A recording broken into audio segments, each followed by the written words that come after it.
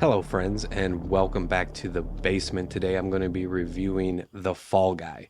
This is the newest movie from director David Leitch and his headliners Ryan Gosling and Emily Blunt. The movie is a self-proclaimed love letter to stunt people. Makes sense since David Leitch himself used to be a stuntman. Now, on that basis, there's a lot of good stuff here and a lot of fun to be had. This movie does not take itself seriously at all, and I do feel that that's for the best and to the film's benefit, really. If you came here, though, for some deep plot and some even mildly interesting story, You've come to the wrong place. so let's talk about it. I'll start out here with what The Fall Guy does best, and that is the action, or the stunt work, if you will. It seems a bit strange that a movie that is essentially a big shout out to stunt work also happens to be more or less a rom-com, but that is what we've got here. And each action-oriented set piece in this movie is kind of like its own trope in a way. In a single movie here, we have a bar brawl, we've got a penthouse shootout, we have a car chase sequence, we have a boat chase sequence, we even have a helicopter chase sequence, amongst other stuff mixed in there in between. Kinda sounds like a Mission Impossible movie. Anyway, all of these sequences have very satisfying conclusions to them, whether that's cars flipping around and crashing spectacularly, or ending up in big-ass fiery explosions, or even simple enough as people just getting thrown through glass and just tumbling around on the pavement. The movie goes out of its way to kind of say, hey, you see that? That's what stunt people do. Now appreciate them. So if you're going into this movie for the action, you're probably going to have a good time. Another thing that works really well in this movie is the two leads. Ryan Gosling and Emily Blunt, they seem to be like at the height of their powers now, and they work together very well. Their scenes together in between all the action sequences do a good job of keeping the positive momentum going. As I've already said, the story for this movie is pretty forgettable, so I'm not going to bother going over it too much. Just know that it's about a couple that had a fling, it flamed out, and through various reasons now they are trying to make a movie together. And this movie that they're making in the movie is called Metal Storm, which is an awesome name. To me, it looked like a mashup between Rebel Moon and Mad Max. And let's be honest here, it wasn't going to be any worse than Rebel Moon. That's for goddamn sure. And finally, The Fall Guy is based off an 80s TV show that most of you probably never heard of. Now, having said all that, that's what makes Gosling and Blunt so special in this. Their chemistry together was enough to keep my attention regardless of the story.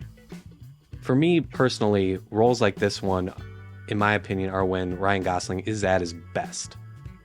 I'm not trying to take anything away from something like Blade Runner. I just feel that stuff like this plays a little more to his strengths. Again, just my opinion. Emily Blunt is one of my favorite female actors, and like Ryan, she can do dramatic roles, but still has the comedic chops for stuff like this. And Aaron Taylor Johnson has a nice supporting role in this, and he's playing this extremely pretentious, head shoved way up his ass Hollywood superstar.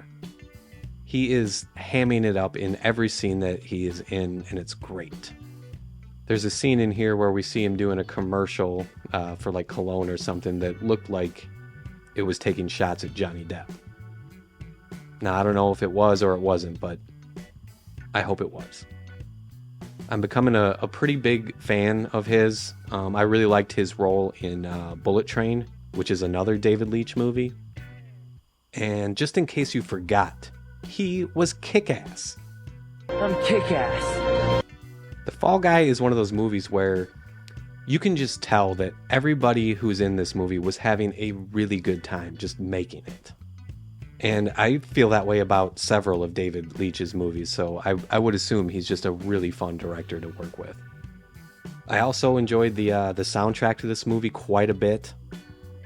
I Was Made for Loving You by Kiss seems to be the main theme song of this movie.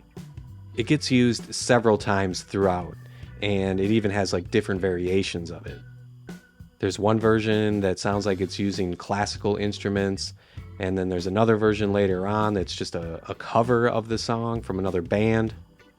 And really, they all work great. AC/DC's Thunderstruck pops up early in the film, and I don't care what anybody says, Thunderstruck is always awesome. That song has popped up in a lot of movies, and I don't think I've ever disliked how it was used. At least not off the top of my head. They could have put that song in The Batman, like at the first time we get to see the Batmobile, and I would have been like, oh fuck yeah. But moving on here, what if you're not a big action junkie? Then honestly, you might not get as much out of this movie as those that are. The plot is just as outrageous as the set pieces. The story beats here, they really do feel like their only purpose is just to get to the next action set piece, as opposed to having any kind of like synergy or natural progression to them. So I do imagine there's going to be some people that leave the theater feeling a bit meh. But for the most part, I do feel it's mostly going to be people who didn't realize what kind of a movie this was going in, being that love letter to stuntmen and stuntwomen. And speaking of that, I really do like the call of attention here to stunt people. They're one of, well, many groups that are essentially unsung heroes in movie making. But these are the very people who are essentially putting their lives on the line here just so a different person can take the credit for looking like a badass. It really puts things into perspective, and I, for one, do think that these people should be recognized more often for their contributions to filmmaking. If you don't have these people that are out there making this stuff look as real as they do, then essentially you end up going the CGI route, and that does not have the same impact, and a lot of times just ends up looking dumb. So yes, let's applaud these people for their efforts. It is really appreciated. So in conclusion here, I would just say it is a very fun movie with some great action set pieces, but it is absolutely carried by Gosling and Blunt and the rest of the cast, really. David Leitch has already made, in my opinion, several movies that are better than this one, but it's still a nice addition to his already very impressive resume. And I guess that's all I got for this one, guys. Thank you so much for watching. Please hit those like and subscribe buttons, and I will see you all again real soon. I'm out of here.